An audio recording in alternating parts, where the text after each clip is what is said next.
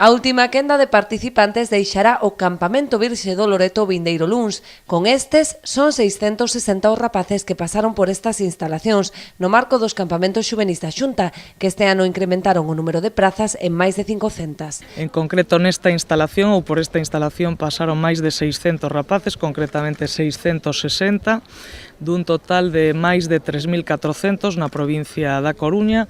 un total de 9.572 prazas no total de Galicia, tanto en campamentos de 9 a 17 anos como en campos de traballo e actividades para maiores de 18 anos, o que supón pois un incremento de 526 plazas, un 9% con respecto ao ano pasado e un 11% de incremento orzamentario nesta campaña de verán que estamos a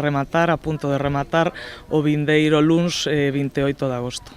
O alcalde de Portodosón acompañou a responsable autonómica na visita para agradecerlle o importante esforzo realizado pola Xunta na organización destas actividades, que ademais de ofrecer un ocio alternativo para a mocidade, supoñen un importante factor de promoción turística dando a coñecer o concello. E hai moitísimos nenos e incluso hai xente que ven despois cos seus pais a visitar Portodosón. A mí xa me transmitiron así nenos de Ourense